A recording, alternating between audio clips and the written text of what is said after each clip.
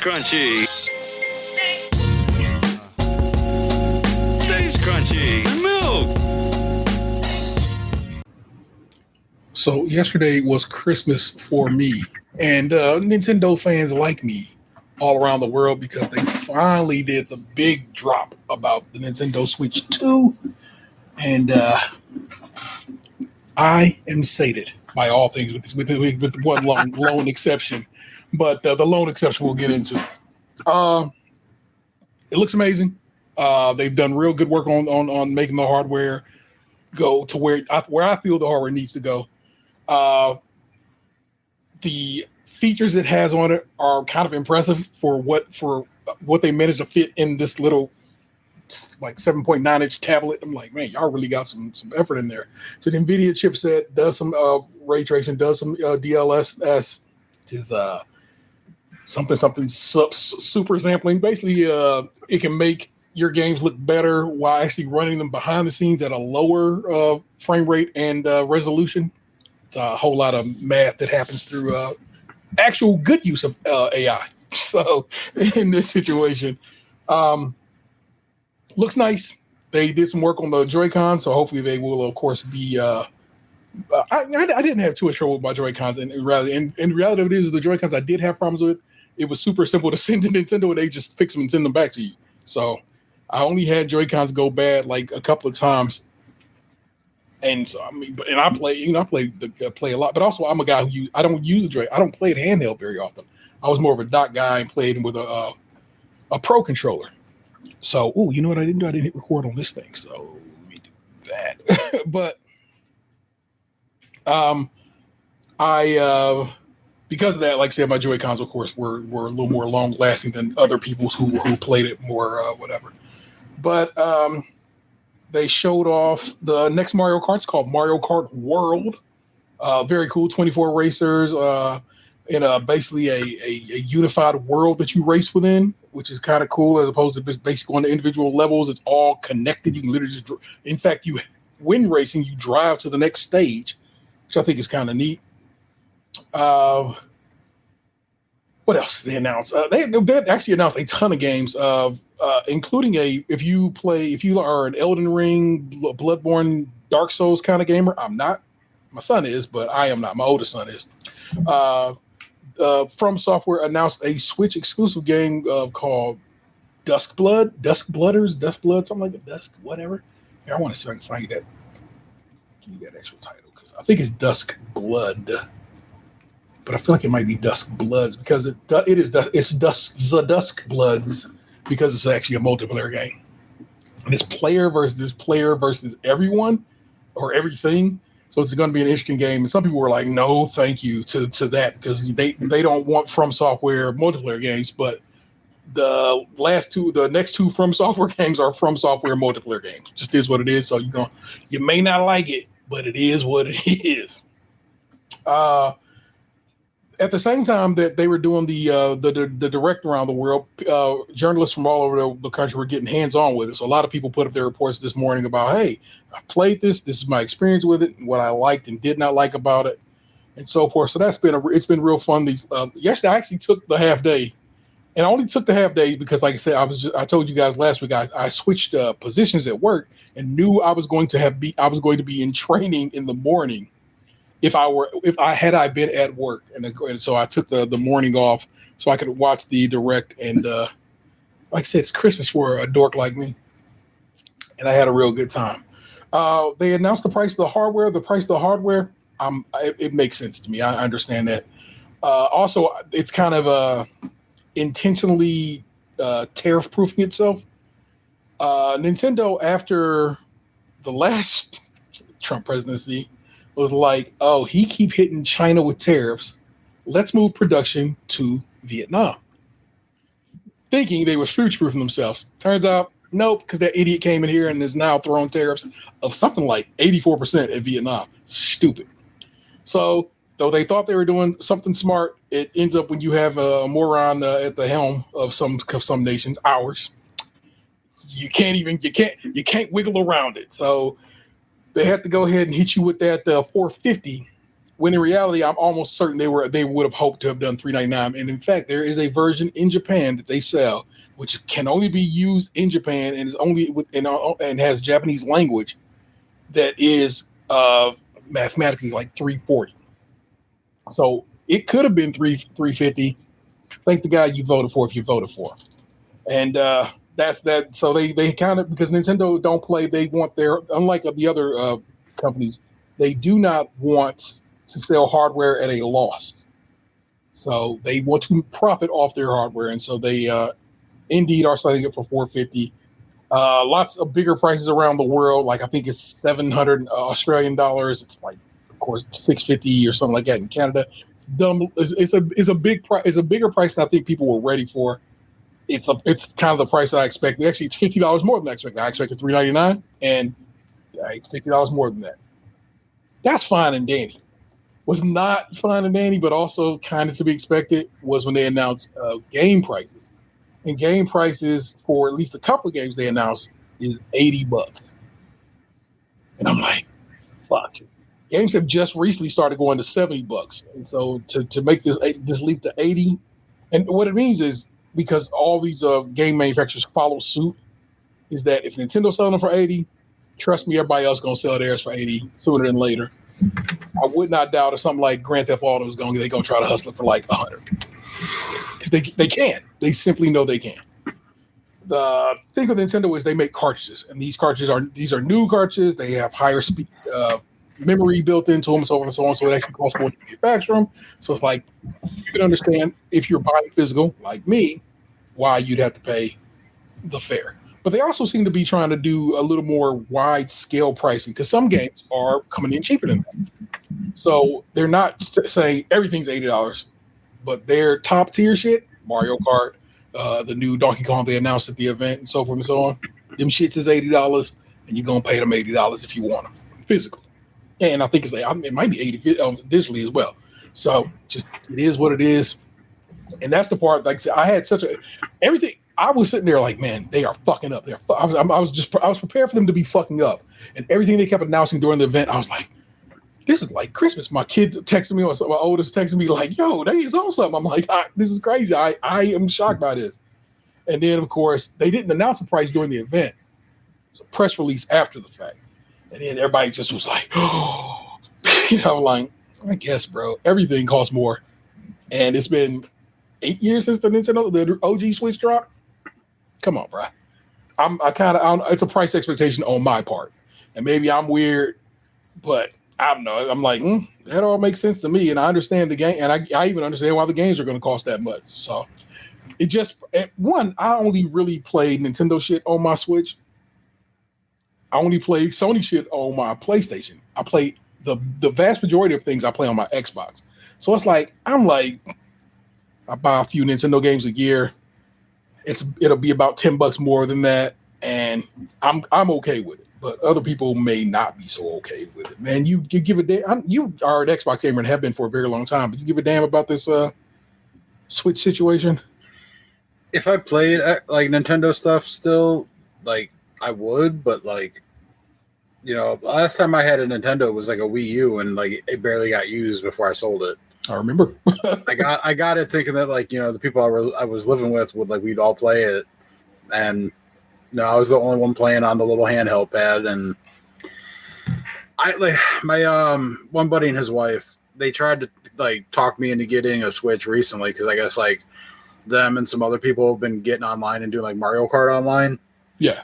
But like, I already have an Xbox that like I only play like a handful of times a week. Like, that's just another money sink for like, I'm going to buy it and then I'm going to have to count on you all to like play it to make it worth me putting the money into buying it. Like, what, we played 3 times and I've spent $500 on a game and a system. I mean, I'm just spitballing out all the costs, but hundreds of dollars to play Mario Kart 3 times, like that doesn't seem like a good use of my resources. Accurate across the board. Also, of course, they just announced a new one. So why the fuck would you buy the old one? Right. And what else they now? Oh, so the rub for Nintendo for years has been like communications, voice communication in the systems are poor or challenging to use or whatever. And they have a friend system that's kind of people are like, that's so goofy. And I'm just like, once again, bro, I've been a Nintendo dude for literally my entire video game playing life. So since the NES for sure.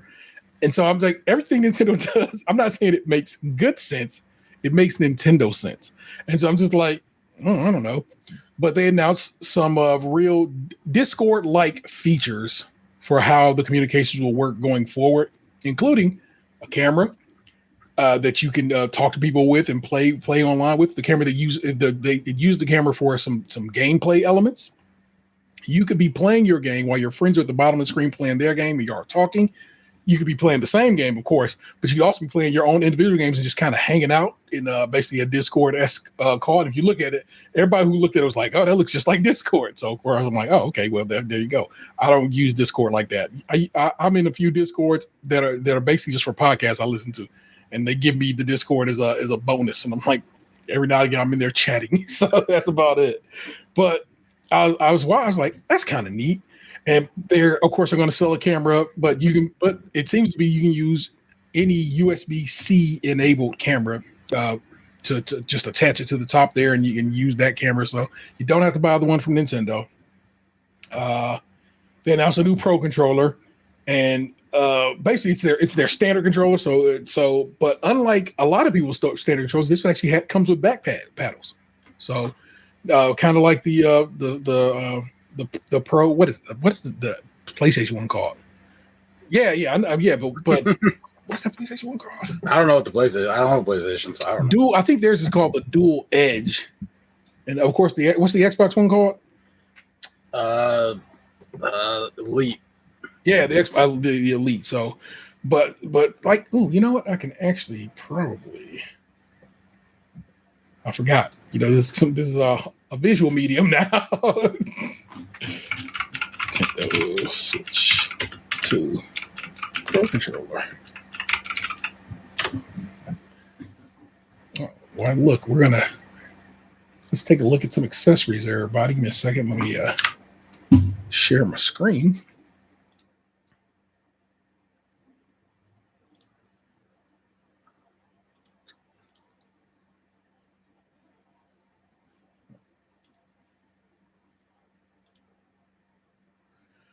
All right, so let's take a look at some of these fun little Sigma hooters.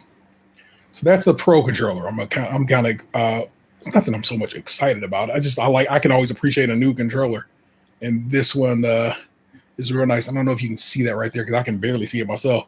But they have, like I said, it has little back bumpers that you can program to how you will use. Let me see if I can. There you go.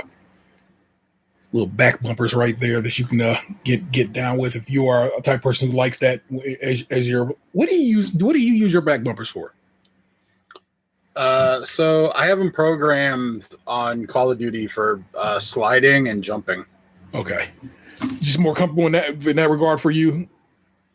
Well, like on the controller, there's like certain game actions that like you need multiple of the D-pad for, like you're using the D-pad to do. Yeah. And you want to combine it with like a crouch or a jump. You can't hit both buttons unless you're playing some weird fucking claw style. Okay. So mapping like the X and the A to the paddles in the back allows you to hit like B and X at the same time, or B and A or whatever. So you just get a squeeze, if you will. You know what I'm saying? That kind of works. Okay, so that's a good use of. I figured I would. But you can map anything from the pad to those buttons. Yeah. I just specifically use it for those game actions. Yeah. But it's pretty clean looking stick. I'm sorry to keep cutting you off. No, it's a conversation. But I could also have this. Can actually have up to 4 paddles on the back. Yeah, I just have the 2. One. You just you go the 2, and this one only has the 2, and it's probably because the research probably says people are like you. They just use the 2, and are fine with it. You know. Yeah, it becomes like I'm not. If I was a kid and I grew up having 4 paddles and my brain developed that way, yeah, I can imagine that it would be a great tool to have the 4. Yeah, I had to adjust to just having paddles on the back to begin with, period. Yeah. So I'm at the 2, and I'm comfortable with the 2 for now. Fair. But yeah, I like the overall look of their Pro controller. These are, of course, the new Joy-Cons. They're bigger because the system itself is bigger.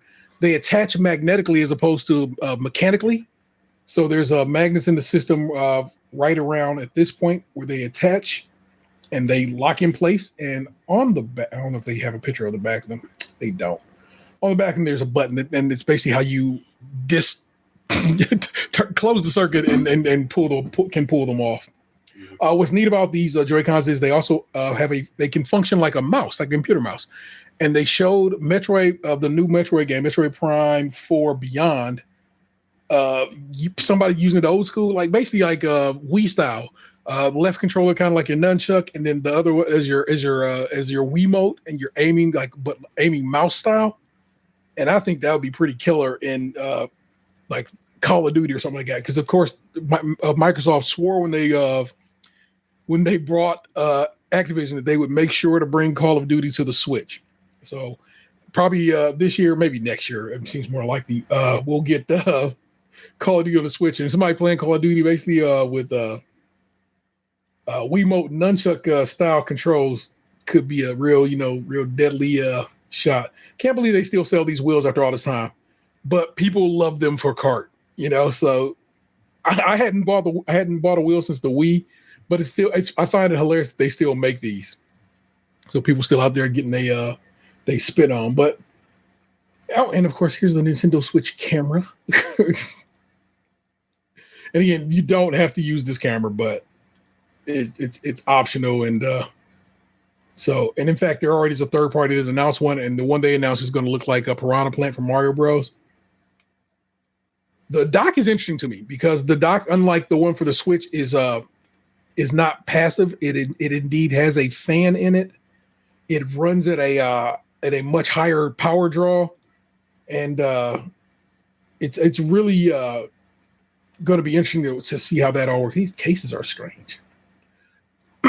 Also, it's going to use micro SD, but it's a new form of micro SD. It's going to use micro SD express cards, which are a bit more expensive, but they have a faster transfer rate. So everything should load quicker and move quicker in general on the new hardware. Again, I'm a Nintendo guy, so of course I'm hyper excited for it because it's exciting for me to have some new Nintendo hardware to kick around and play with. Pre-orders go in America on the 9th. So by the time you hear this, they probably would have already happened. Let's take a look. Yeah, day before this episode comes out, pre-orders went live in America. They're already live in Europe and across most of the world. And I don't know how they're doing. Hadn't heard anything left or right of what's going on today. But Nintendo has had an event today, and we'll have another one tomorrow that's called a Treehouse thing. And basically, they show off the hardware and the games and stuff like that there. And people who are angry about the price of the games were in the chat, and all they were typing is "drop the price, drop the price, drop the price." So that's if you were watching that event today on YouTube and probably Twitch. I don't use Twitch like that. All up and down the chat was drop the price in all caps, and I'm just like, I get it. Those, let's say 80,000 people who are real passionate, really think that they are making a stink that's going to get Nintendo to change their mind. The Switch itself has sold almost 150 million units. You are not even a splash in a bucket. So you're a gnat, and it just is what it is. The funny thing is, they have done this before where they came out with a price.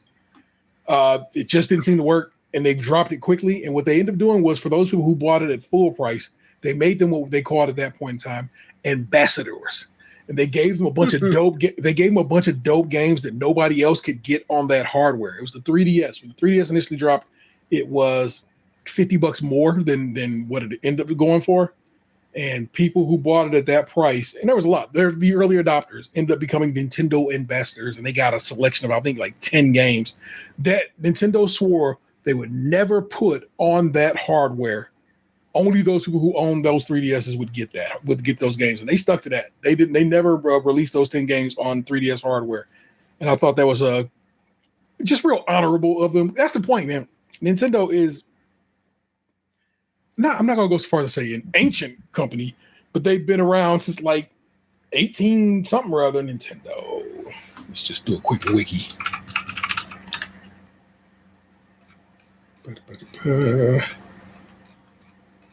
Man, you typing in Nintendo right now. There we go. Founded in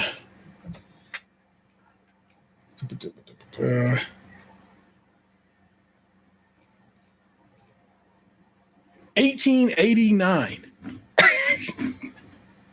So didn't they used to make like ceramics or something? Hanafuda cards. They used to make playing cards. That's what they started out as. And for a very long time, the same family ran that company. Like it was the proud bloodlines of the Nins. I forgot his name was Yamauchi. When they merged with the Tendos. It was the Yamauchi clan actually, and only went down yonder on the Hamaguchi.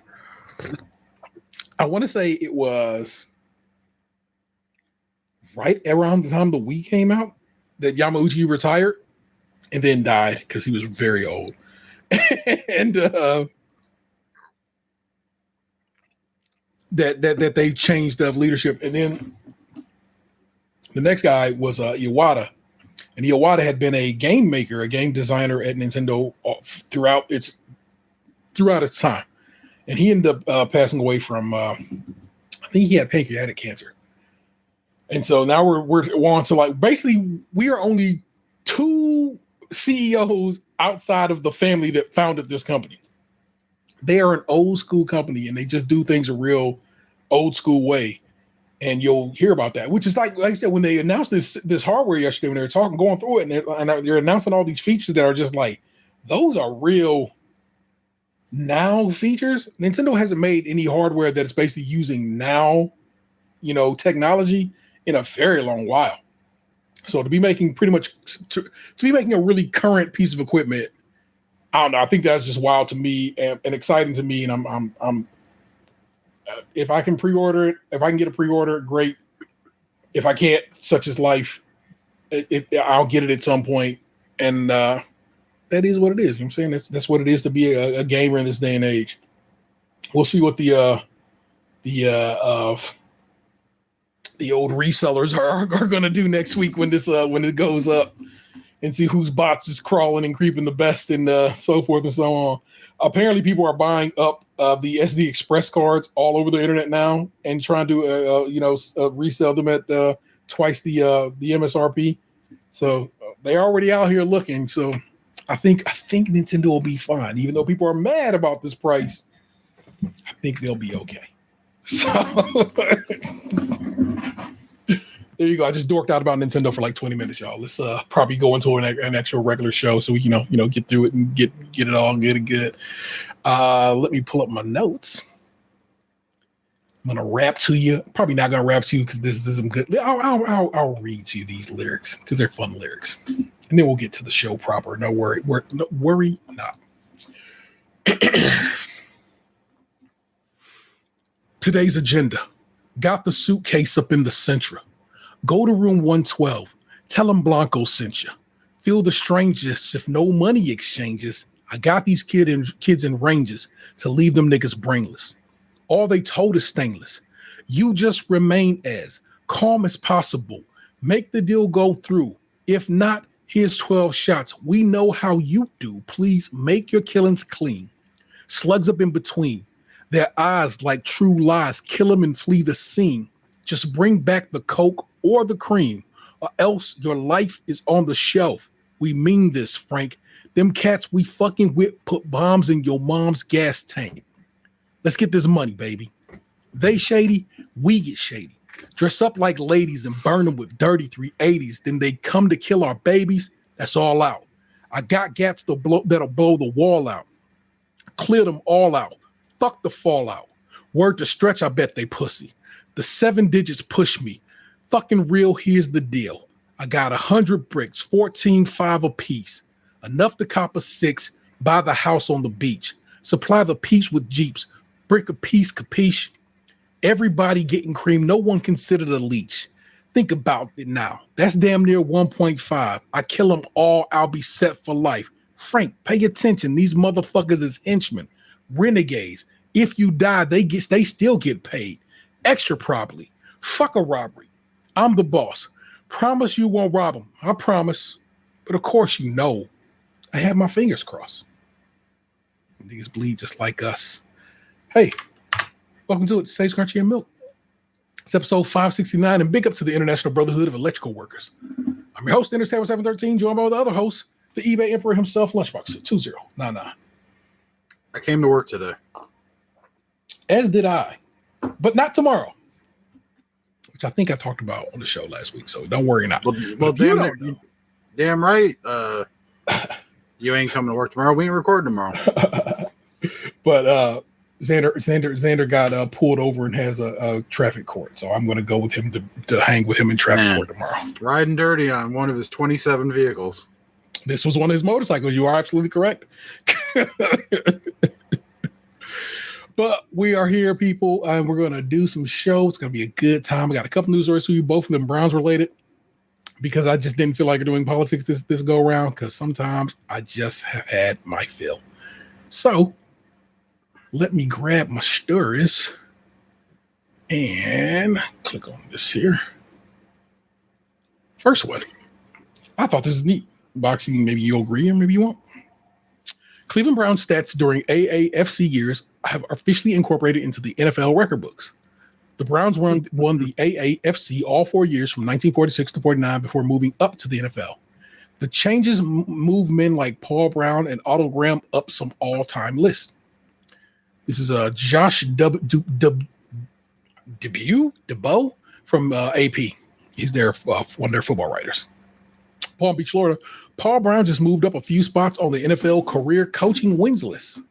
The NFL owners approved a proposal by the competition committee on Tuesday to incorporate player, coach, and team statistics from the All-American Football Conference into the official NFL records. The AAFC existed from 1946 to 49, with Paul Brown's Cleveland team winning the title in each of those years. The Browns, San Francisco 49ers, and the original Baltimore Colts that joined the NFL in 1950. The Colts disbanded after 1 year before returning as a new franchise in 1953. The AAFC had published a statistical supplement after its initial season in 49 that included single game records, but score sheets from all the individual games weren't available at the time. But those score sheets have now been recovered, and after consultation with the Elias Sports Bureau and the Pro Football Hall of Fame, the stats are now a part of the official record. The NFL incorporated stats from the AFL into its official records after the leagues merged in 1970. That gives the Browns 52 additional regular season and playoff wins to his previous total of 170, Brown, not the Browns. It gives Brown, Coach Brown, Paul Brown, moving him from 22nd place all time to 7th with 222. The incorporation of the AAFC stats includes the 1948 season, where the Browns went 14-0 in the regular season and then won the championship game for a perfect 15-0 season. Only one NFL team has gone through a regular season and playoffs undefeated, with the 1972 Miami Dolphins going 17-0. Some of the members of that team celebrate the accomplishment each year with champagne after every team in the NFL has at least one loss. They can still do that as the NFL's only undefeated team in the playoff era that began in 1933, with the NFL planning to list the AAFC champions separately in the record book.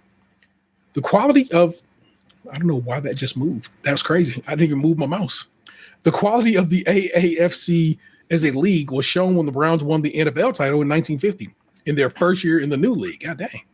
There are 2 coaches and 15 players from the AAFC in the Pro Football Hall of Fame, including notable names like Otto Graham, Lou the Toe Groza, Elroy Hirsch. They didn't put the toe. I want y'all to know. I know that man's nickname is the Toe.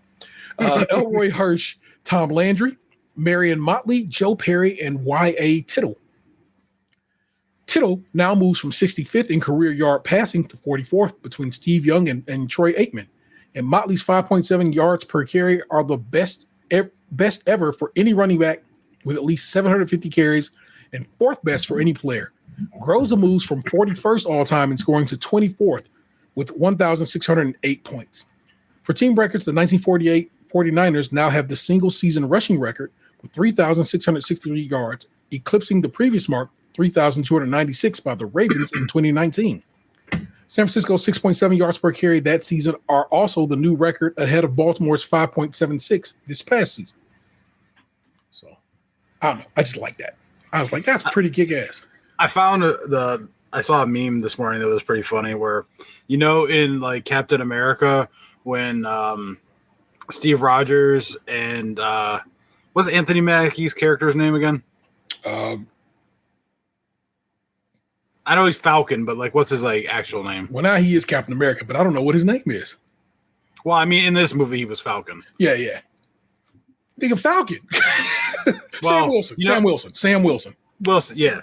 When they're running around the circle, pond, the circle in like DC, and like Steve just keeps passing him.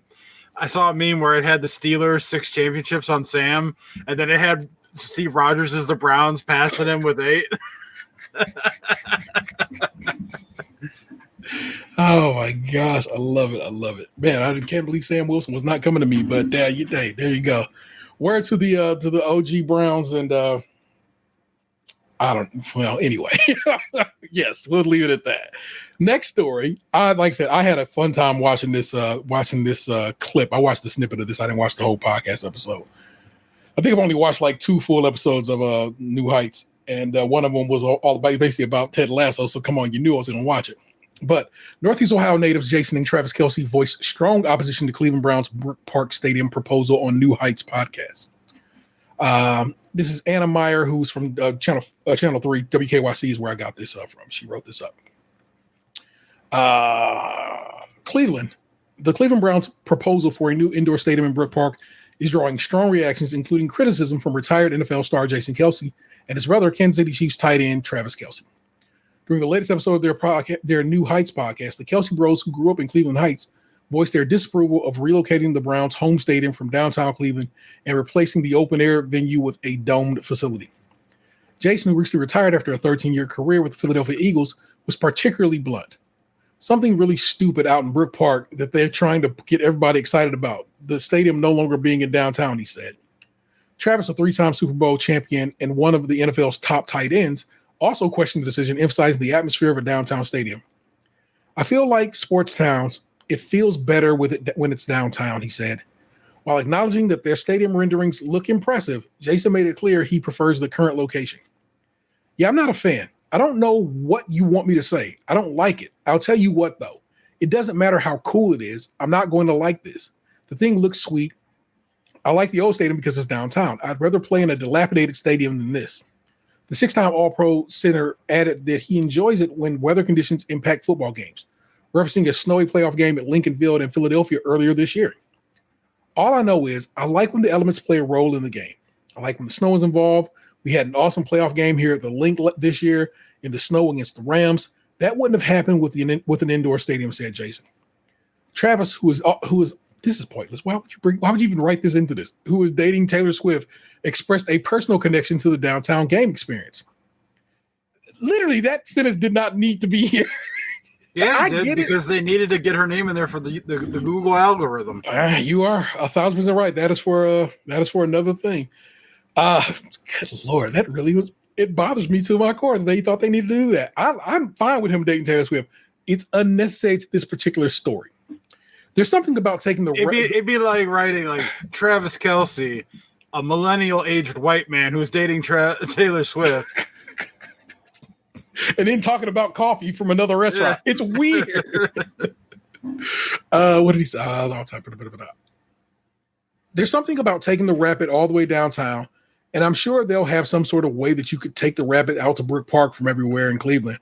But it's just such a unique feeling going downtown, feeling the excitement of everyone going down to the busiest part of the city and the atmosphere that it creates in Cleveland. Travis also made it clear that his preference is to keep the stadium downtown. Just do it in downtown Cleveland. We love it being around the lake. As the episode continued, Jason was even more blunt in his opposition to new plans. I don't like indoor stadiums, and I don't think that it's going to be in Brookpark. There's a 0% chance that I like what's happening in Cleveland right now. Their full comments can be watched below. On Monday, on Monday when this article went up, don't think that I'm talking about Monday of this week. On Monday, Browns owner Jimmy Haslam conceded that it's possible the stadium could end up staying on the lakefront in downtown Cleveland. According to Mary Kay Cabot on why does this keep moving? I think Channel 3's website just be thinking it's time to jump to the next story and they got to chill. According to Mary Kay Cabot of 3 News partner Cleveland.com, Haslam said it will come down to whether Ohio lawmakers approve $600 million in funding for the new stadium proposal in the budget at the end of June. If so, the plan is to have shovels in the ground to begin construction in Brookpark in the first quarter of next year. If not, Haslam told reporters that the Browns would move to Plan B, which would be renovating the existing Huntington Bank Field in downtown Cleveland. On October 17, 2024, the Browns confirmed their plans to move to Brookpark with an adjacent mixed-use development alongside the Dome Stadium. Team owners argued renovating the current stadium would not solve long-term issues, and that a Dome Stadium will allow them to host big events year-round and generate more revenue in the region. Lord. Y'all have heard me talk about this, how I feel about the stadium. Ain't no point in me digging into that shovel any deeper. It's word to the Kelces for expressing themselves on their platform about why they don't bang with the ideal of a Brookpark Stadium. Neither do I. But they actually, I just was reading about, again, I didn't want to do politics this week. I was just reading about some of the budget situation the state is working on right now. And of course, they currently have that $600 million in the budget to be voted on, and it'll probably pass and they'll get their money and we'll be moving to Brookpark in 2020. How long does it take to build a fucking stadium? A couple of years. I mean, like, you know, they're not just building a stadium; they're building like a shopping plaza around it and shit. Yeah, but that shopping plaza, that can pop up in that months, weeks. You know what I'm saying? I get that, but I mean, building a whole stadium, probably 2028, 2029 is when we would. Well, 2029 would be the first year that they would have to play in the stadium because I think the lease is up at the current stadium in 2028. So there you go. That probably makes sense. Yeah, there you go. A dome. It's not really a dome. It's actually if you look at it, it's a glass roof.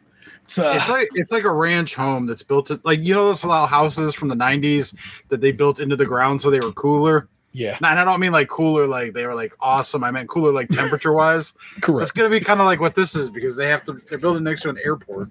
Yeah. The Captain Stadium, is kind of inset into the ground. And I kind of like that because basically you're at the top of the stadium when you're in the parking lot. Mm-hmm. I just always thought that was kind of neat. So yeah, I've seen other like college ones like that too. Yeah, dig a hole. But that is your news stories for the week. I hope you enjoyed them. Can we make that into a chant? Dig the hole. It doesn't sound as good as build the wall. Dig the hole. You workshop that. You take that around to people, see what they think. Dig the hole. Oh my God. But that means it's time for me to hand the reins of the show over to this man. And he has a whole package that comes with it. So let me click play on this because it's time for some story time with Lunchbox. I hope it's like the Wonder Years where like you got me like playing in the front yard by a white picket fence, and then like me looking lovingly into like my crush's eyes as I kiss for the first time, and then all of a sudden I'm getting on a boat to war. And then, I thought it would involve books in some way, story time, but damn. Wow. Yeah, I mean, I guess reading Rainbow works too.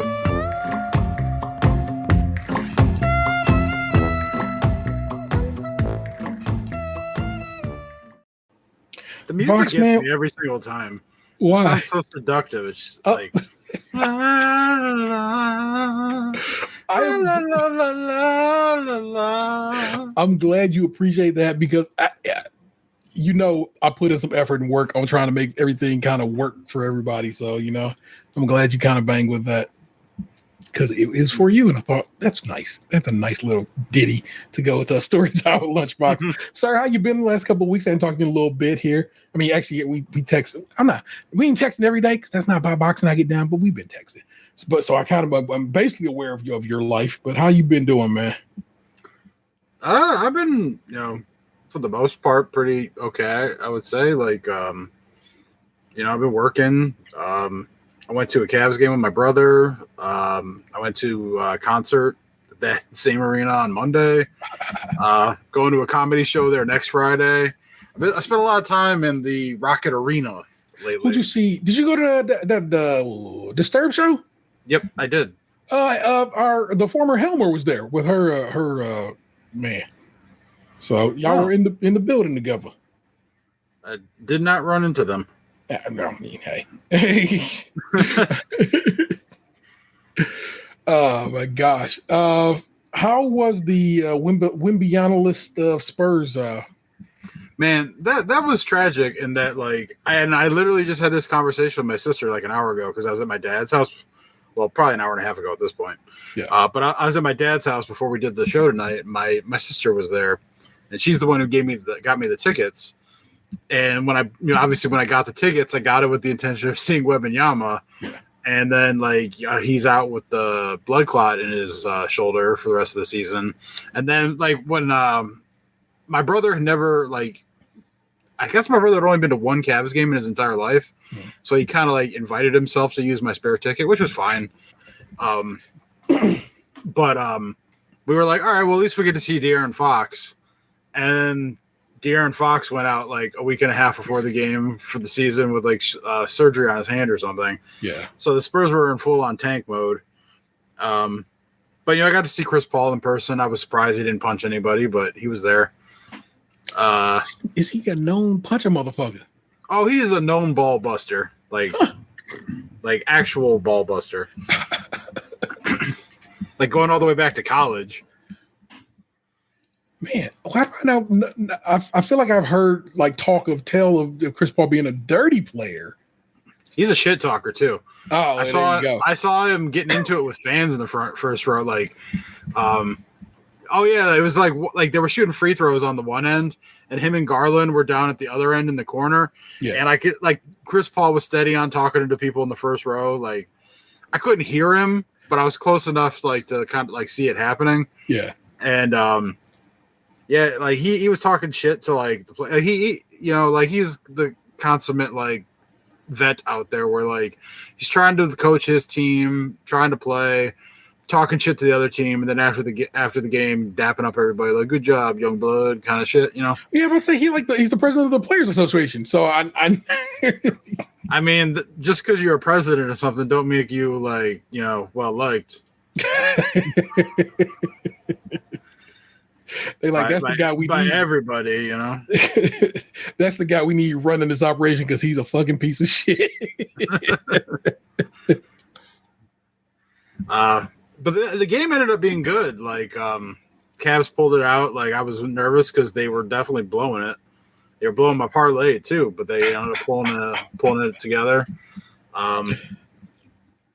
Like they'd been on a rough patch before that, and they haven't been playing particularly well like lately. So it's been like I was watching the Knicks game, and my buddy's like, "Oh, they're gonna win," and I'm like, "I don't know, it's 50-50." Well, yeah, that is literally the math. Yeah, but before I would have said like, "Oh yeah, they'll win," like with absolute certainty in my heart. Now I'm just kind of like, I hope so.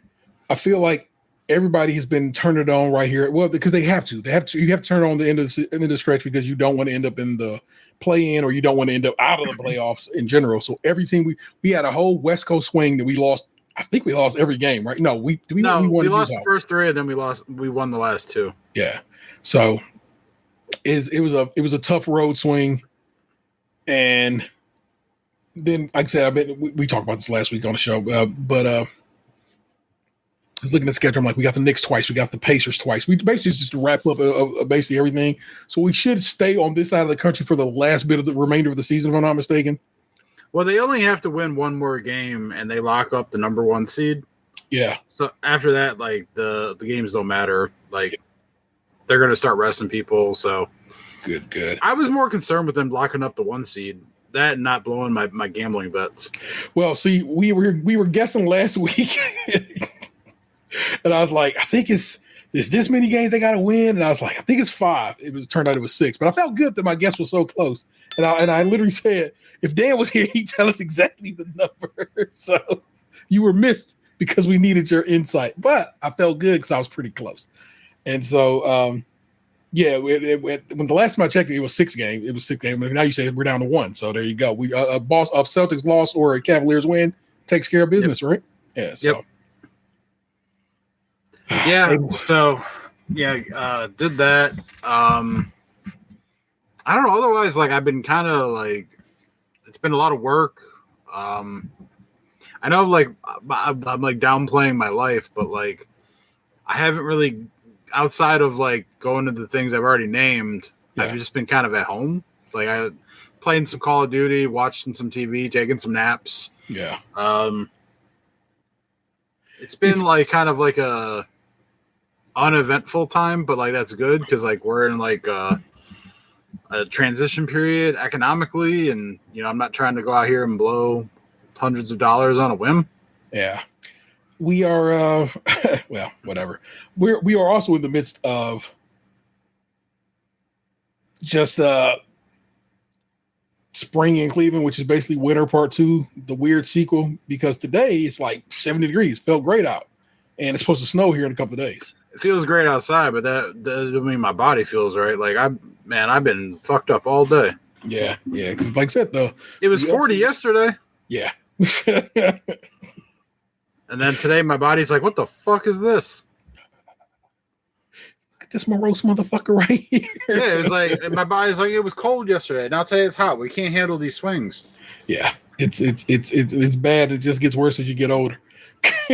That's how I know I'm getting older, man. Like last couple of days, like I started getting like a little bit of a hot flash in the like my side of my calf. Yeah. And I was like, what the fuck? And it would come for a couple seconds and it goes. And it's not very often. But it was like I noticed it, you know? So then I start like Googling shit, and it's like WebMDing yourself to death, because then it's just like, well, you could have varicose veins. You could have arterial plaque in your leg that makes it so that your heart can't get enough blood from your extremities. You could have a fucking blood clot. And I'm just like, or it's, you know, it's like, or you could have like nerves, you know, hurt from being fat and not moving. And it's just like all these possibilities. And I'm just like, am I dying or not? Like, give me the easiest one. What's the one that's like, oh, your legs is hot. Go fan that motherfucker. That's what I need. I think what it was is I was wearing, like, the jeans I was wearing were a little tight around my calf area. Yeah. Like I'm hoping, like, you know, obviously I'm not like the picture of health. So, and I do work a fucking sedentary job where I sit on my ass 8+ hours a day, you know. So it's like, it could be these things, but like it literally just started in the last couple of days when I wore these jeans to like multiple events out of the house. Yeah. And so like and they're tight around the calf because I have big calves. Like, even being a fat guy, I have muscular calves because I've been big my whole life. Played basketball and, you know, everything. So it's like my calves are fucking yoked. Yeah. And so like wearing jeans, like they're great around the thigh area, these particular jeans, I mean, but they're also tight around the calf. So it's possible that like I may have pinched a nerve in the side of my leg, and that's why I'm getting these little hot flashes until it fucking heals. Or it's possible I have plaque in my leg and I'm gonna die. I don't know. I'm going to go for the easiest answer, which is you wore these new pants and they kind of fucking fuck your leg up a little bit. Because that's the sensible answer there. I know. And like, don't get me wrong. Like, I'm being like over the top right now because I'm scared, damn it. I get you. I hear you. Because that's what WebMD does. It'll scare the shit out of you. But the most logical, most likely answer is, oh yeah, I did wear those pants that were kind of tight on my leg. And that's where my leg is being bothered at. There you go. I know. And you know, you can't, this is one of the things that I've come to realize is like dealing with anxiety when it's self-inflicted like that. It's a challenging battle that, you know, requires patience and understanding with yourself. Yeah. Which when you're in the middle of a freak out isn't always the easiest thing to provide yourself. Yeah. I've had this happen with bowling before where like, you know, bowling, you kind of jump into it in a way. Like there's a 15-minute like warm-up period where like you're doing practice shots, but like you go like I said, I'm obviously everyone here knows I'm overweight. I'm trying to work at it with various things. We're in progress, but you know, I'm not there. And I work a fucking desk job where I sit at this particular desk I'm at right now every 5 days a week. And so like going from that to like now I'm up on my feet throwing a 15-pound ball. There's like your body has to kind of get warmed up and shit. And there's been some bowling weeks where like my heart gets beating a little bit, my body's like getting into it, but like I feel it, and then it's like all of a sudden it triggers thoughts of like, oh my god, my heart's beating faster. Oh my god, am I having a heart attack? Oh my, like it snowballs. Like it's like PTSD from before I was on blood pressure meds and everything, because it's like blood pressure meds are a great tool, but it's not like I'm cured. It helps. The only thing we're really cured is getting this extra weight off. So it's like I know these things, but the thought still creeps in, and so then it turns into a panic, which makes the situation worse. So I've kind of had to learn how to calm myself down and reset, because I get sweaty, I get shaky, I get like tense. I start like, hyperventilating a little bit. Like I know the triggers. And so I just have to, I found ways to try and work through it faster than I used to. Cause before it would fucking wreck me for a while. Like there was one night where I bowled almost an entire game and I was in the middle of a panic attack the entire time. No one knew.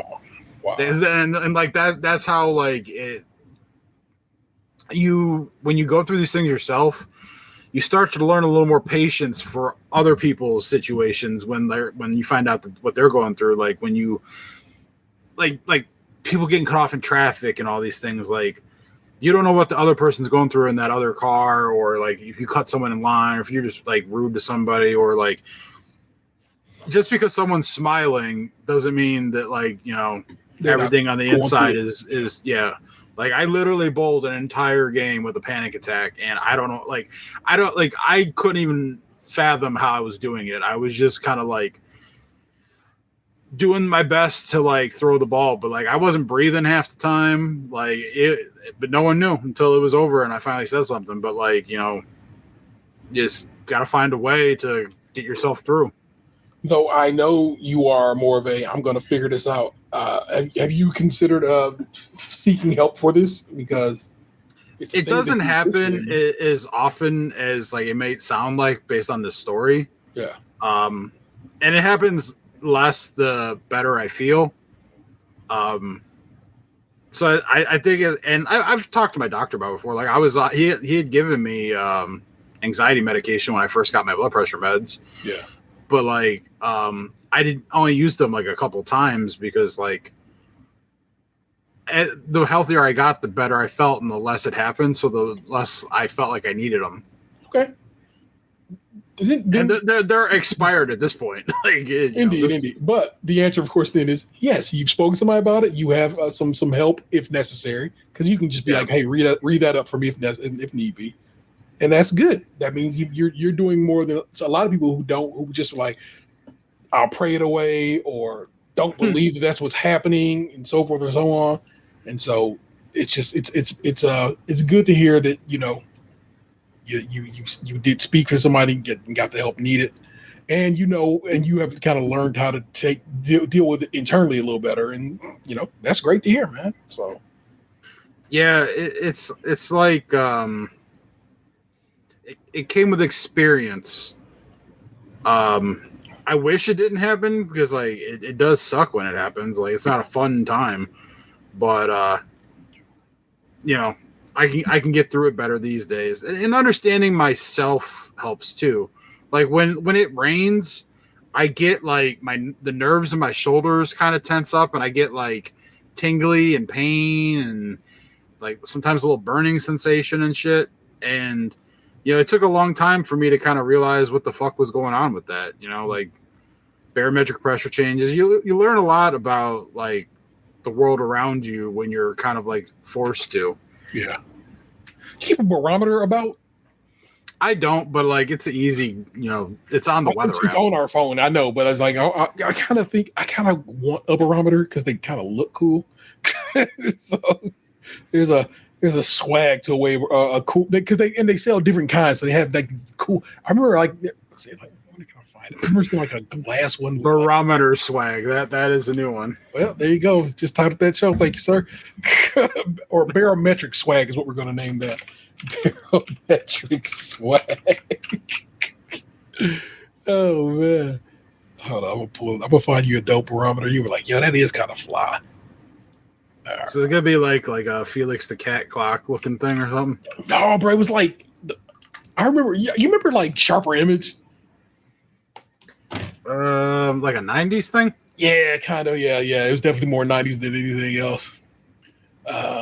They would like have these optional like, and it's like the one I'm remembering particularly was like it was like several tubes of like brown glass that had these like things floating in it to like it's like I'm trying to see if I can find one. I'm looking at the various images of barometers, but I want to find one that's like let's just type in fancy barometer and see if it comes up. Actually, how about I just barometer swag's not coming up? How about I just look for the Sharper Image barometer? Maybe they'll bring back some from back in the day.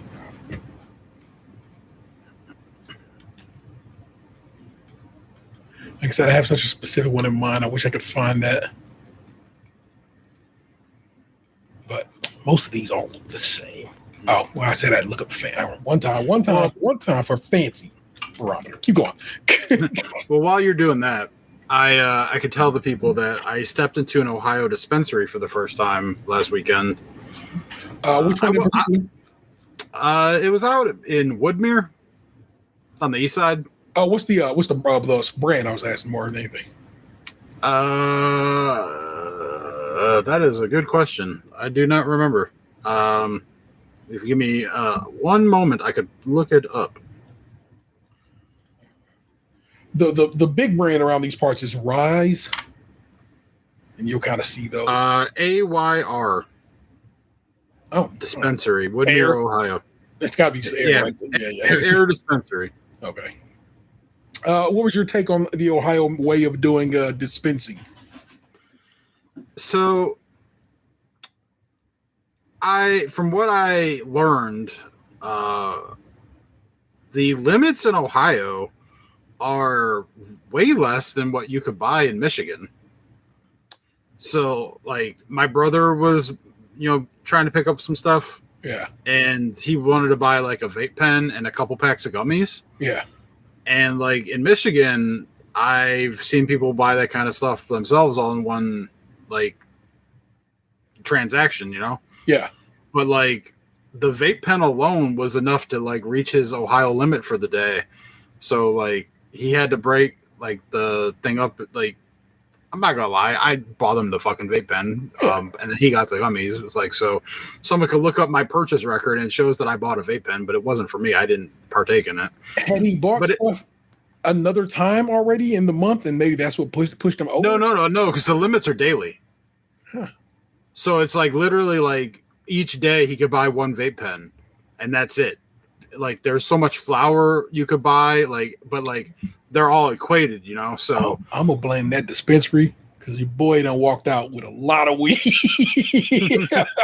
I'm gonna let you know from some local dispensaries over around these parts. So I'm gonna just pin on that particular dispensary being on some weird shit. I don't know. It's what the guy was saying. What do they call them? The weed kind of. They're bud tender. Yeah. Bud tender. Okay, I didn't know if they had a fancy term like how like there's like the wine. The sommelier. Yeah. No, those you know what I'm trying to say. Oh my gosh. It was funny though because like I was expecting it to be like crowded or whatever. Yeah. But no, we walked in. They checked the IDs. We went immediately back to the room and. It was kind of like just like a giant desk that went from one wall to the other with like iPads on it and like registers. Yeah. And then they had like a wall on the other side where it showed like a bunch of different products and stuff just on shelves. Yeah. And then like my brother had to pick stuff off the iPad, but he just talked to the bud tender guy and then told him what he was looking for. And the guy made suggestions and told him about the specials and all that stuff. And that was it. There wasn't like a giant room or anything like, and most of the dispensaries I've ever been in aren't like giant rooms, like just the one in Vegas really. But like, it was kind of just nondescript, you know. The people in there were very clearly into weed, like the sales staff. Like, you know, they were friendly. They were definitely trying their best to like provide like friendly service. Yeah. So you know, like I said, I didn't personally like purchase anything for my use. So like, I don't know what my brother paid for the gummies. I wasn't really paying attention, so I can't really cost compare to Michigan. But I'm pretty sure it was more expensive. But, you know, like all in all, like it was nice to not have to drive 2.5 hours away for that. You know, just we like the only reason we even went there is because we were across the street getting dinner at Agave and Rye. And I was like, oh, you guys know there's a dispensary over there. And they're like, oh, really? Let's go. The one over here by Burger King, constantly busy in ways that I'm like, who's coming here? Why are so many people coming here? Because it was initially the only medical one we had around here as well before it became, you know, adult use. And so it is always popping and they shit always fucking up. And I hate going to it. I only go to it because Vanessa will be like, could you go pick this up for me? And I'm like, fine. But I don't like going there. But then the one over here by the rapid station, nearer the rapid station, I guess I'll describe that. Super nice. It's the more recent one. It's wide open. It's pretty wide open when you go into it. They actually had a wall and door situation that was there that they have since torn down and have patched over. I'm like, what happened here? Why'd you take the door down? And I guess because the state didn't require them to have it anymore. Because basically it was like you walk in one door, the one locks behind you, walk through the other door situation. Oh, like a bank. Yeah, they got rid of that. And super, like I said, super sweet staff.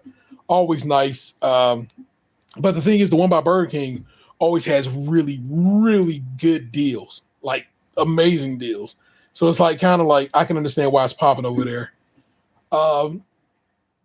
Currently, the law in Ohio, our THC levels are bonkers. We have such high THC levels that are legal in the state until they fuck it up and change the law. So our weed is actually real dank. We got a real good product here in the great state of Ohio. It's just like you said, they have these weird measures and things like, oh, you can only buy so much and so forth and so on. It's like if I went to the liquor store, I could buy them bitches out and you wouldn't say a goddamn thing.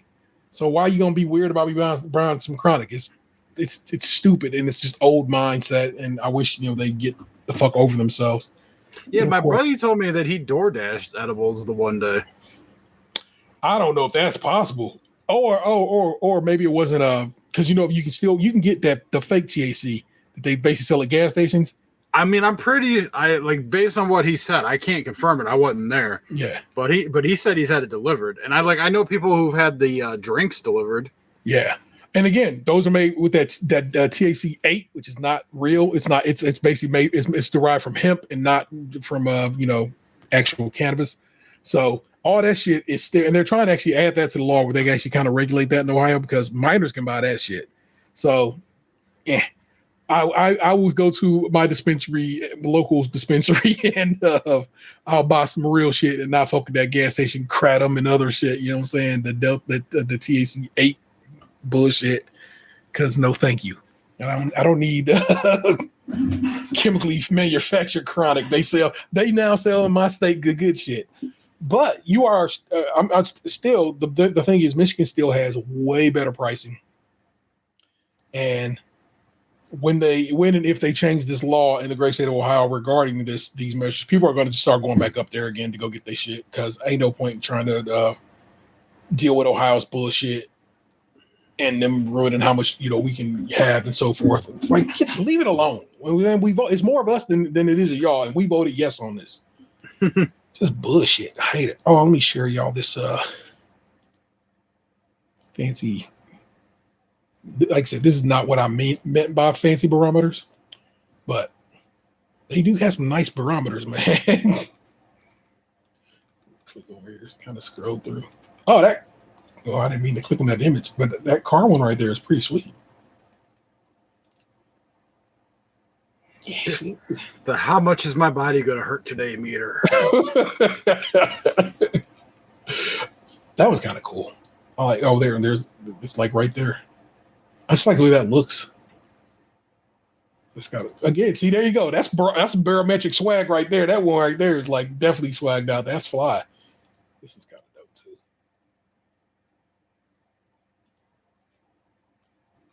Yeah, you know, you can get real fancy with your barometers, people. And why is this here? Is this a restaurant called Barometer? It is Barometer Waterfront Grill. Is that serving you what looks like Ritz in Orange Beach, Alabama. Oh no, those are the pita bites.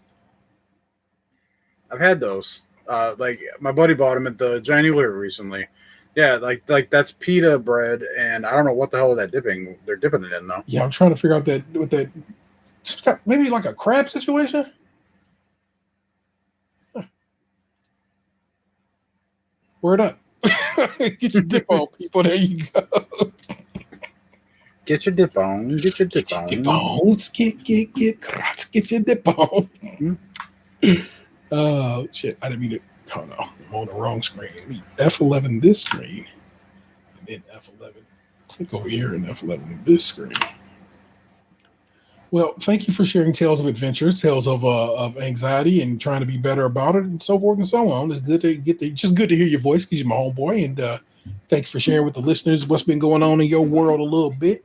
I talked to you about Nintendo. I really talked y'all ear off about Nintendo. So, you know what I'm saying? Whatever. You know what that is. Is there anything else being cracking in my realm that needs to be? I told you about the work situation last week. So y'all are hip to that as well, listeners. Still using the new mic setup because, like I said, I have lost faith in this other one. Although, like I said, I have been in multiple Zoom meetings with this microphone over here. It works just fine, so I know it works. It was just some kind of hiccup with this particular thing, and so sorry. I had to try to. Oh, but you know what? I wonder if I'm going to play something and see if you can hear it, Box. I'm sure it'll record because this is going to be my computer sound coming through, but I wonder if it'll play on your side. So let me just go to Spotify right quick. Actually, you know what? I had a video playing on YouTube. I'll just push play on that bitch. And you can tell me if you hear it.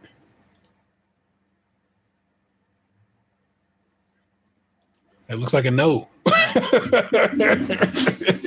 definitely didn't hear anything. That's all good. So I could hear it, so that's nice. But alas, that means playing stuff on the podcast becomes a little bit of a bit more of a challenge, but we'll figure it out. Because again, as I showed off last week, we have buttons on this device, so you can kind of hear. Did you hear that? I did the womp womp. Okay, womp, womp. There you go. So you can kind of hear stuff if I set myself up ahead of time, it'll be all the better for it. So worry not. We got magic like that, but yeah, ain't nothing really been calculating in my realm that needs a discussion or anything like that. There's real, like I said, I took the kid to go get their tux for prom because prom is coming up. So we went to go do a little tux shopping, and their date got their dress. So that was lovely, and so we got that taken care of last week at the mall.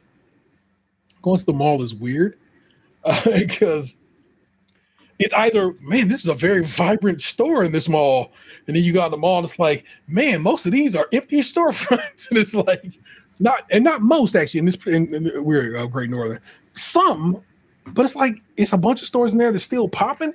The food court's still popping, so it's like. It's weird what is not working in malls right now and what is working. FYE is closed. FYE not working no more.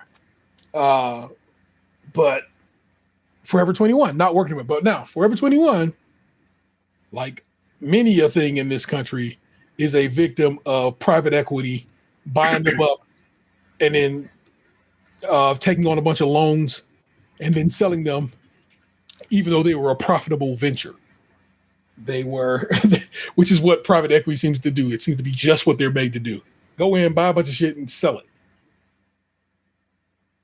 I want y'all to know, Joann's is closing, but Joann's has been profitable this entire time. And it seems to me if something is profitable, why are you able to go bankrupt off of it? It's because they took loans out to make the purchase. Just bonkers. Again, you take loans out to buy something, then you put that debt on that company's books that you just bought, and then you go bankrupt and don't have to pay back the loans. And of course, you make the money from the sale and the close of the thing you closed off. Party City is the same thing that happened with them. It's what they were trying to do with Red Lobster.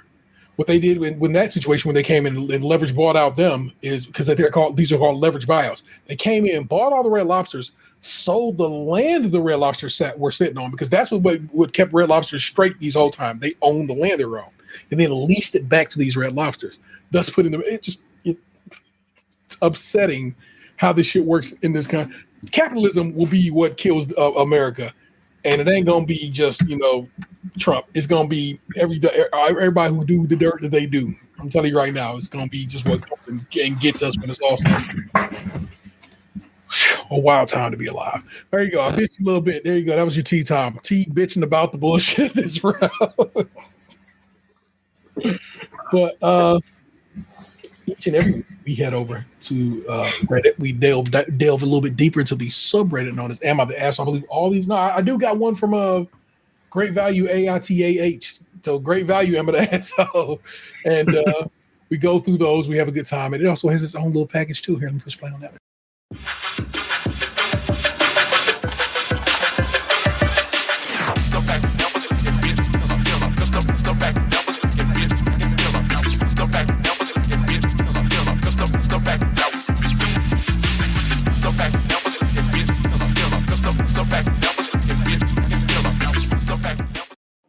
I swear that music is like pistol packing bitch, stupid heifer, some shit like that. Okay, my phone was wildly loud. I did not expect to see video on my phone when I clicked that. It does say something like, oh, you know what? It ain't like I can't play it, so let's play it again. We're gonna play it again, people. Let's try to listen to the lyrics.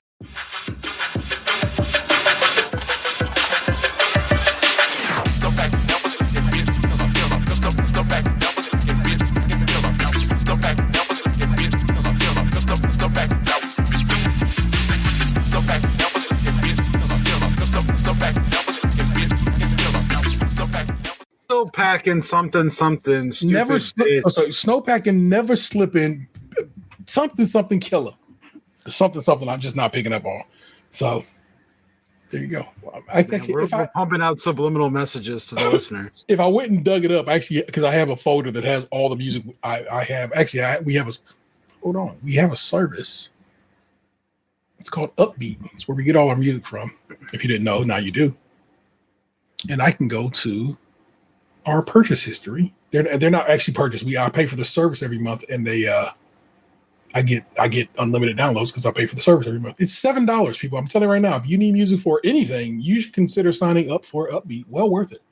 Also, I have a referral program. I have a link. So holler at your boy. I might be able to save you a couple shekels for it. Download history. Here we go.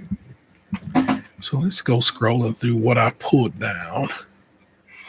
It's just funny, some of the stuff that's out there. Like during the Cavs games, they've been playing some commercial for like a clinic for like Hep C testing or whatever, and like it's like the commercial some rapper that came out with like a Hep C song back in like 2017. We only know it's 2017 because my brother looked it up the other day while we were watching the game. Holy smokes! He like looked it up on Spotify. It had like 3 million plays or something like that. Let's see. I'm trying to see when I would have pulled that music. That would have been more recent because I only started doing the video stuff recently.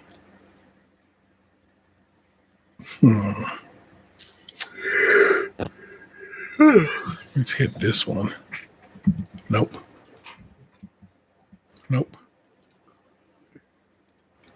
Although we will be using that one here shortly. Nope.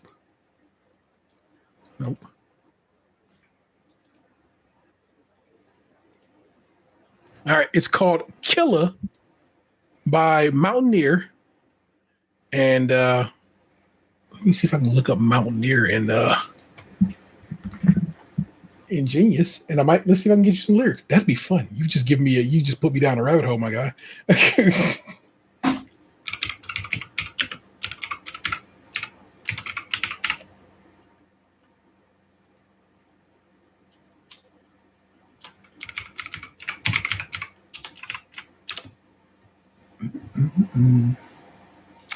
Yeah.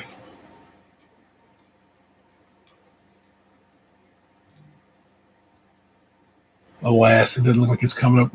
Lakers versus Warriors here tonight. That'll be a fun one to kind of keep track of. Here, I'm going to put in parentheses music.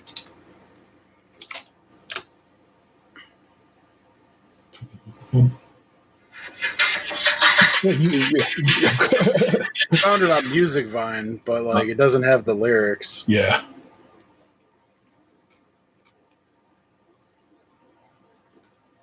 Before the new lineup changes. I mean, I can find stuff about them everywhere and everything, but yeah, you're correct. There are no lyrics.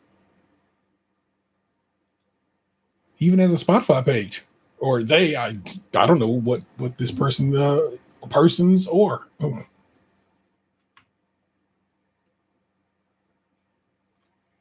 Oh man, Lady Gaga had a song called "Killa" that came out this year. Spelled exactly the same. I wish I could reach it. It's over here. The Lady Gaga album is right over here on the rack over here. So we have the Zoetrope version of it. So if you film it with a camera, you can watch the. It looks like animation is occurring on the record. Anywho, I have pulled 3 Amadeus this week. One is real long, so long that I might just decline doing it.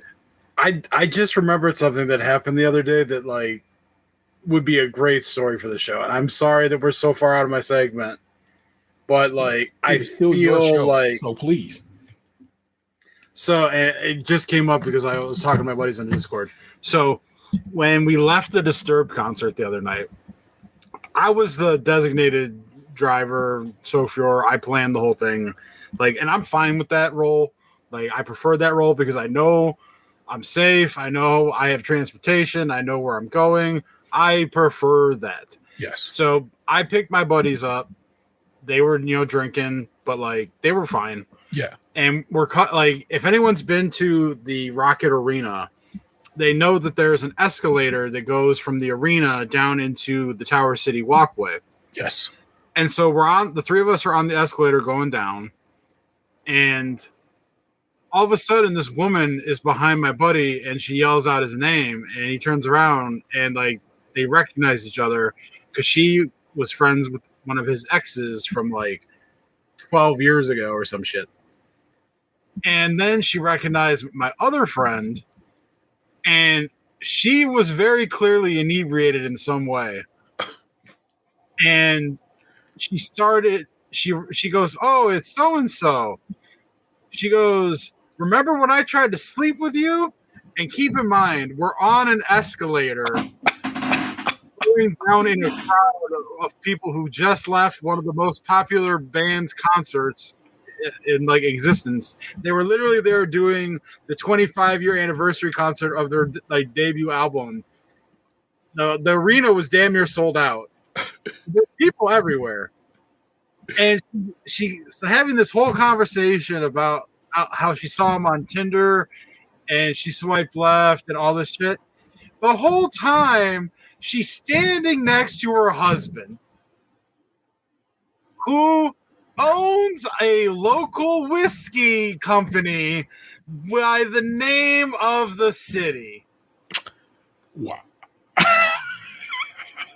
And so this conversation doesn't stop on the escalator. Why would it? And it's a long walk down this hallway to get back to the parking lot. If you don't know the tunnel that goes from the stadium area Cleveland to the parking lot, it's a very, very long tunnel. And so I learned a lot of information in this walk. Apparently this woman is poly. And so like she was open to sleeping with my buddy, even though she's married to the guy standing right next to her, who I felt so sorry for because he looked like, oh my God, I can't believe this is happening right now. But he did it with a smile on his face. So either he was also hoping to sleep with my buddy, or he was just trying to be a good sport because, like, it honestly, from an outsider's perspective, it felt like someone who was in a poly relationship who didn't want to be in a poly relationship, but being in a poly relationship was the only way to save their marriage. So he's just rolling with it. That's the look this guy had. Whether or not that's the case, I don't know. I never met this man before this event happened, and I haven't seen him since. But he didn't look like he had the look of a guy who was completely cool with what was happening in that moment, of his wife proclaiming to an entire crowd of people that she tried to sleep with this man like 12 years ago, and he turned her down, and that she saw him on a dating app recently and swiped left on him because of what he did back in the day. Jesus Christ. So, listeners, is this woman an asshole?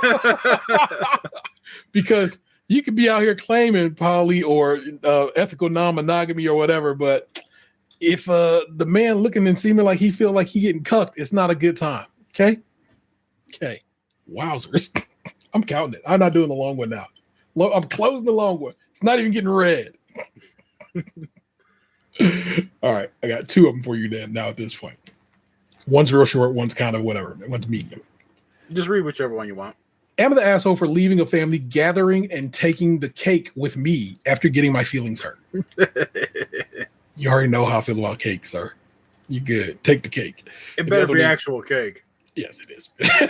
And the other one, am I the asshole for not telling my stepmom my cousin is gay? No.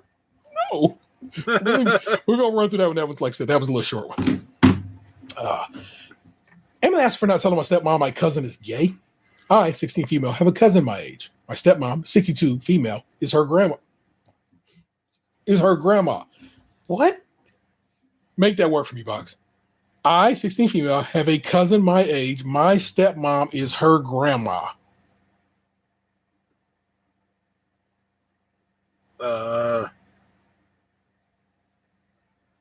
Hold on now. So you have a cousin, which means it would be like your mom or dad's sister or brother. Their stepmom is your so it would have to be like a half sibling situation. No. My stepmom, the 16-year-old female who is telling the stories, stepmom is their grandma. Yeah. So like, all right. So there would have to be like a half sibling situation of sorts, right? Where like, okay, so my cousin is is your brother, your parents' siblings kid, which means so they have to be related, unless this is like a play cousin or something. I don't know, because that just don't seem like a play cousin situation. Yeah. So all right. So. Oh, hey, you know what? Clear as day, it says my stepmom's her grandma, and in parentheses, weird dynamic. I know, so weird that I can't even do the math on it. But if y'all figure it out, you holler at your boy. My cousin has. Oh, hold on. I told you I try to be better about doing this, so I'm looking at the screen. My cousin has been dating a girl for almost a year now. I've known she was gay for a while. My stepmom, however, did not. She is very homophobic and thinks it's completely morally wrong to be gay. She had no idea my cousin was gay until she went to her birthday party where she met her girlfriend. She freaked. My stepmom came to me and asked if I had known, which I told her I did. She started to cry and asked, how could you keep this from me? You're my family. Yeah. You're supposed to tell me these things. I do not feel like it was my place at all to tell her that though, which I explained to my stepmom. And she kept countering with that same argument. She barely has contact with my cousin anymore and was upset for weeks because I didn't tell her. I feel like maybe I should have warned her or let her know. Am I the asshole for not telling her earlier? No, like it's on your cousin to decide who they want to come out to. For certain. No. Also, it's their grandma. Does that matter? You know what I'm saying? It's like it's that cousin's grandma. So it's like maybe that cousin's parents know and are just fine with it. And they know their mom wouldn't fuck with it, so they don't fuck with her. Random. Man, that one's gonna bother me for a while, boss. My stepmom is my cousin's grandma. I just don't know how this family tree works. My stepmom be my cousin's grandmother. Yeah, make that work for me.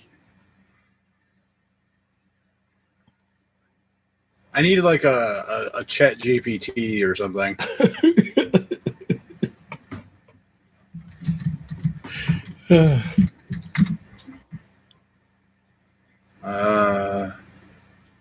Is anyone allowed to use chat GPT? I have no idea. I've never done it. Oh, yeah, apparently I can. Okay. How can someone be... Wait, hold on. How can my stepmom be my cousin's How can my stepmom also be my cousin's grandmother?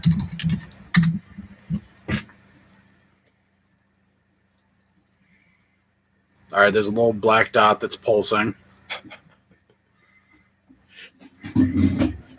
Okay, here. Oh man, it spit it out. Here we go. Okay. That sounds like an interesting family dynamic. This situation can happen if your stepmom is also your cousin's grandmother through marriage or some family relationships. Here's how it could work. Your father married your stepmom's daughter or son, your stepmom's biological child from a previous relationship has a child, which is your cousin. Your stepmom is your father's wife and your cousin's mother or father, it's in parentheses, is your stepmom's daughter or son.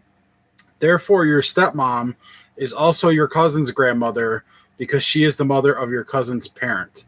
In simpler terms, your stepmom could be your cousin's grandmother through the family connections via her child and their child, quote, or parentheses, your cousin. It seems like a lot, but there's multiple avenues here for this to work. Don't that seem dangerous? Like somebody should be mad in that situation? Yeah, because I guess they never specified that their cousin would be like their step cousin or whatever.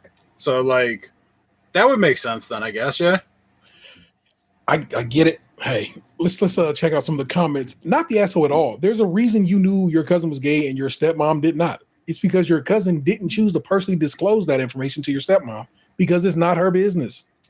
I know that certain members of my extended family are LGBT, and I also know that there are members of my extended family who are not aware of their sexuality of every other extended of the sexuality of every other extended member of the family.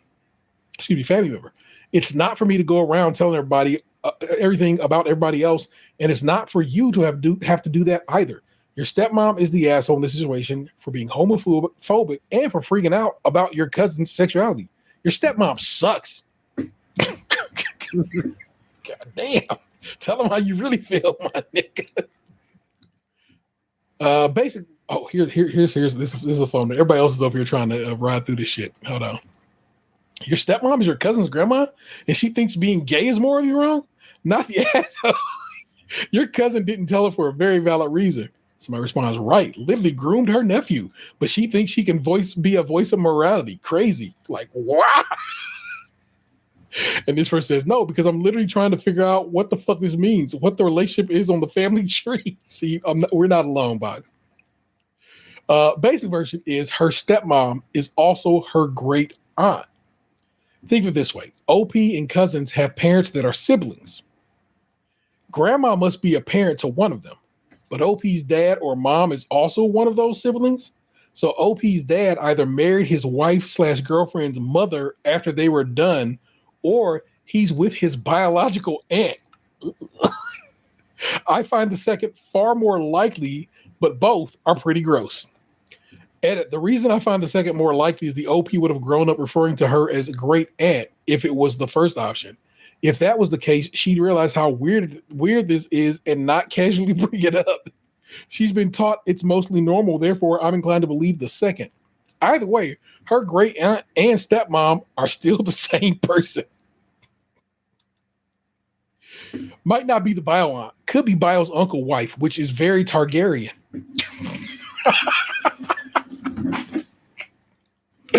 All right, last one, y'all.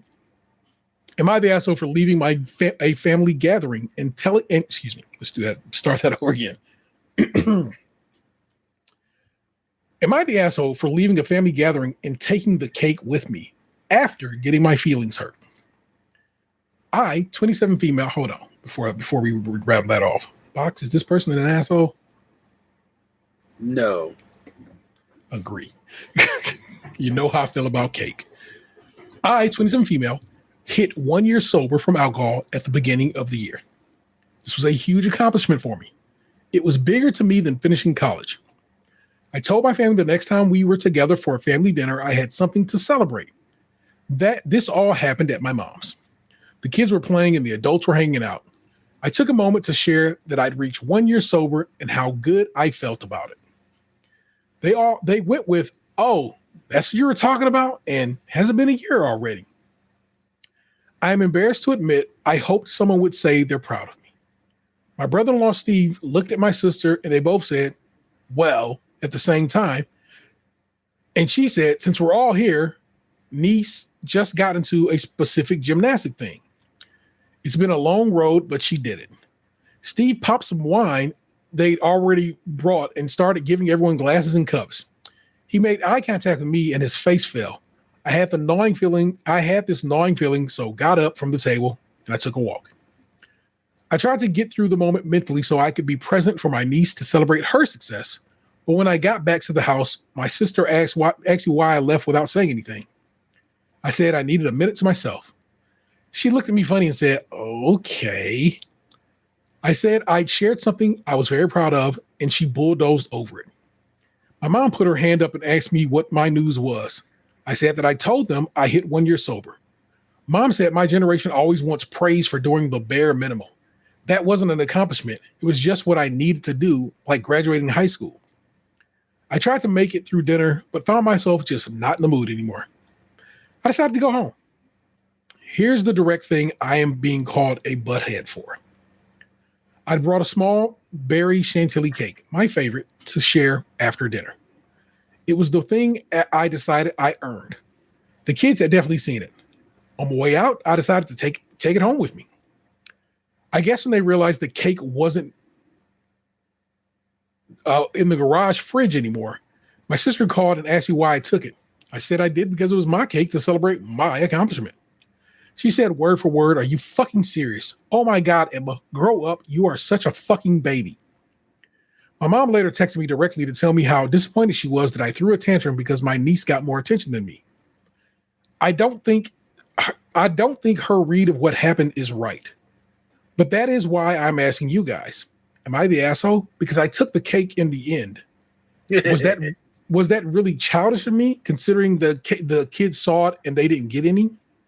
As I was putting on my shoes to leave, Steve found me and directly apologized and said that he was completely oblivious in the moment. I know he did not do anything to intentionally hurt me. Steve was the brother-in-law who popped the bottle of wine earlier in the story. There's an edit that follows this, but taking just what I've handed you, is this person an asshole? I feel for the kids. It's pulling at my heartstrings. But the kids, man, it's the fucking kids. I would have said no, but the kids.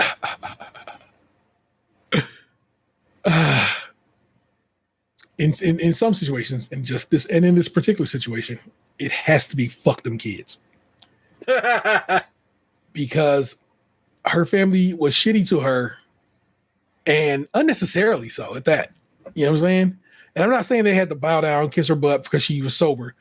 But clearly this meant something to her, and y'all couldn't even just give her a little bit. Hey man, that's dope. Well done. Just a well done and attaboy. Probably would have got you some cake that night. But instead, you decided to be like, you kids always want some props. Or, well, my kid did something dope, so that's better than your shit. And it's just unnecessary. And yeah. I'm sorry, kids. You didn't get to enjoy the cake that your aunt bought. But that's your mama's fault and your grandma's fault. The edit is as follows. Edit follow-up. Hi, everyone. I just want to follow up and say thank you to everyone for their responses. I have a lot to think about when I next go to therapy, today actually, and work on. I do want to clear a few things up that I've seen come up in a lot of the comments. I am not an AA. I'd tried AA before, and it was not compatible for me. It works for a lot of people very well, and I'm happy for you if it works for you. So stuff about the steps and personal inventory are not relevant to me. It was a party for my niece. It wasn't a party for my niece. It was just a family dinner. The cake was mine and wasn't brought for my niece. I didn't take it because I wanted to get back at them. I took it because it's my favorite cake, and I wanted to eat it because it was the thing I had earned. I don't know why they opened wine for my niece getting into the gymnastics program. That is weird. Why are we popping bottles of wine for gymnastics, for a child's gymnastics? But also, I don't think it's my place to say anyone else has a drinking problem. And I prefer to have my eyes on my own paper. I like the way that she put that. I keep my eyes on my own paper. We got some glow in the dark comments here. They had wine, which naturally excluded you, right? After you told them your good news. I'm glad you took the cake. Same. The OP has a glow in the dark comment beneath this, so people must really be whatever about this. So at the bottom of the post, I talk about my brother-in-law, Steve, who was the one who opened the bottle. He apologized directly to me for it. And that's what the look he gave me was about, I think. He said that he was just on autopilot with my sister talking, and that when he saw me out, he was like, oh, fuck, that was a stupid thing to do. I am not mad at Steve. And I know he didn't do it on purpose to upset me or anything. And then that, I think somebody responds to that, and it's not glow in the dark, but there's a glow in the dark underneath that one. The one that somebody responded to that's not glow in the dark says, I think I'm confused as to why celebrating a child's accomplishment with wine. While the kids are outside, seems like mom and dad cared more about getting a pat on the back and a drink with the adults rather than letting their daughter share her own news with the family and celebrating in an age-appropriate way. Proud of you, OP. Don't let anyone diminish your accomplishment ever. I hope you ate the fuck out of that cake, not the asshole. Last one, and this is again a glow in the dark comment. Yeah, I see why OP struggled with. That's some bullshit. This is more Reddit judge shit. I see why OP struggled with drinking with a family like this. Who needs enemies? OP, congrats on your progress. Don't feel badly at all about doing what you needed to do in order to distance yourself from these toxic people. I don't know if these people are toxic. And make healthy emotional choice. I hope you send them all a selfie of you enjoying the hell out of your cake before blocking their sorry asses. Jesus Christ. Reddit be making some assumptions, some leaps. It's like there was an asshole in this instant. That don't mean they're always like this. And toxic, I think that's a Mr. Fantastic reach. Don't do that. Those were your Am of the Assholes this week. Hope you enjoyed them. And if, like I said, if you ever think you got one you want the crew to take a look at, trust me, we will do it and judge it solemnly, because that's what we do out here. Let's start wrapping it up. Entertainment for the week. Box, what have you been watching, read, anything you've been doing that has entertained you in our time apart? So it's been a couple weeks. I'm going to do my best to remember what I watched and what I said on the last show. I watched all of season 3 of Resident Alien. I watched all of the new season of Reacher. I am current on Daredevil minus this week. I have not watched yesterday's episode yet. I am current on Yellow Jackets in the new season. I watched Sonic 3 with my brother the other night. I watched the first couple episodes of the latest season of Invincible.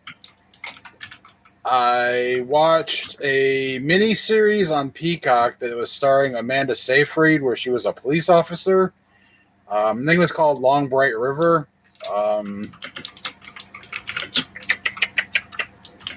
I watched obviously wrestling, basketball. I think that's the usual found irrational. I have not watched Wicked yet because that seems like a big time commitment that I've not been able to bring myself to make. It is long, but it doesn't feel like it at all.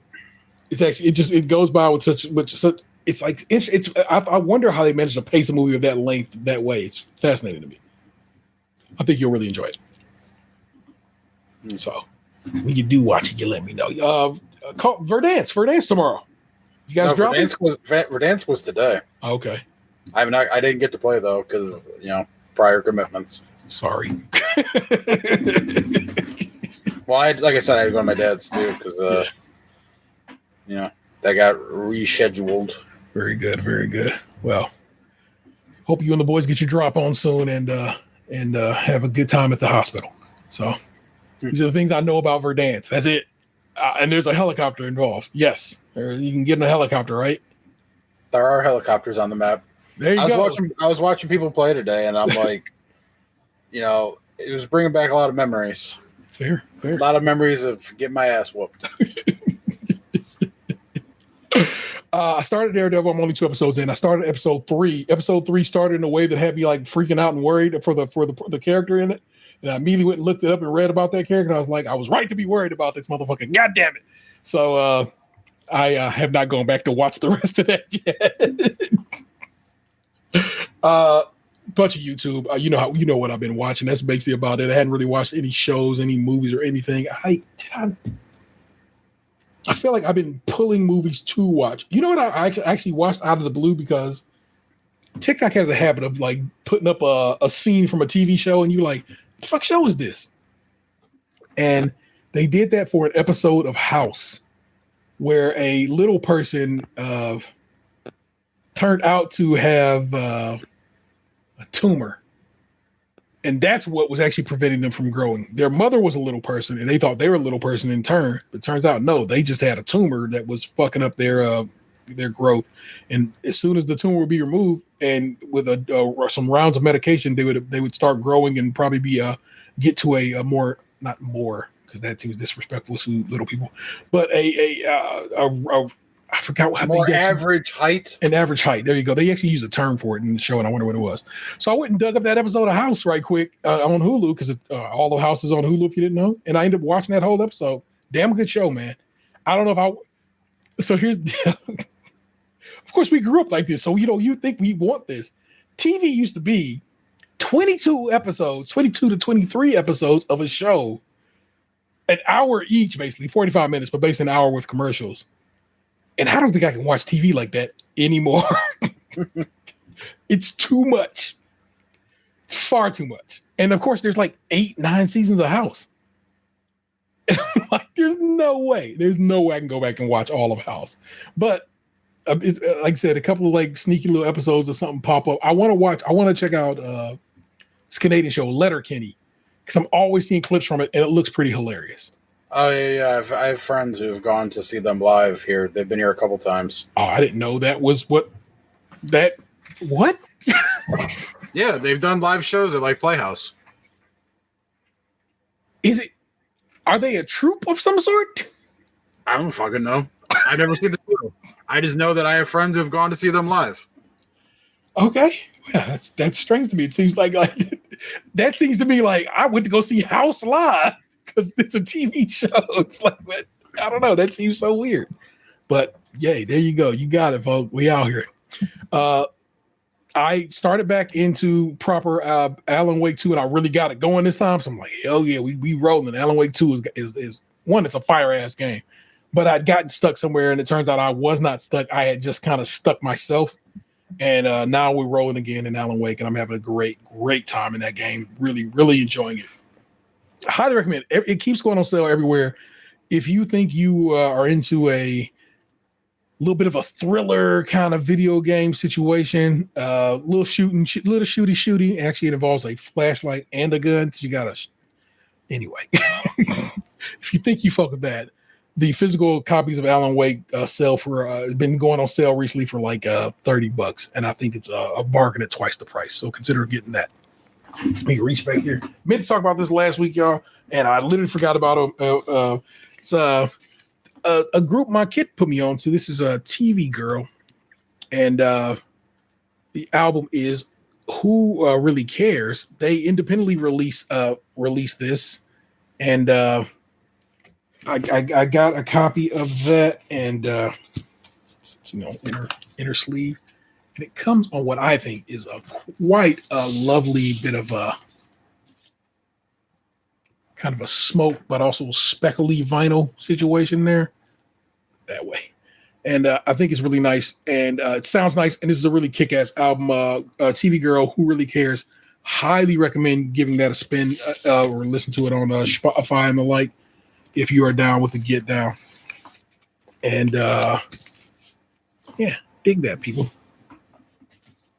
I also listened to the Juice soundtrack the other day on vinyl because me and Gabe was talking about Juice, and I was like, oh yeah, I'm gonna spin that. We were talking about the grossness of the Aaron Hall song "Don't Be Afraid." Go listen to that song, and how do we only put R. Kelly in jail? We should. It's not like Aaron Hall should have went to jail based on that song. Just point it out to you. I'm just gonna say to you, man. So that's just what it is. That's what's been on and popping there. But let's see. Yeah, wrote down all the boxes. We got a title. We got everything. Yeah, you know what? Hey, let's stick a fork in it and call it done. Hey, do me a solid.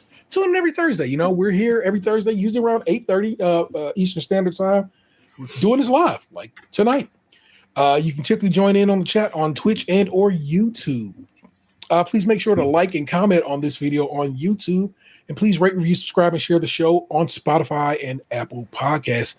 If you want to support the show financially and have a few bucks you can toss our way, consider joining us over on Patreon, where members at the $5 tier get extra content each month and early access to new shows. We also got merch over at tpublic.com/user stage Krunchy and Milk, all one word. Krunchy, of course, being spelled with a K. And feel free to give us a call at 216-264-6311. That's 216-264-6311. We certainly love to hear from you. Our missing man is the 216's own Tatum 216. Our now present man is the 216's own Lunchbox 2099. Yeah. See, that worked out. I am the Internet Terror 713. Don't make me push you into traffic. We'll do this again next time. Peace. What happened to your ass? It used to be beautiful.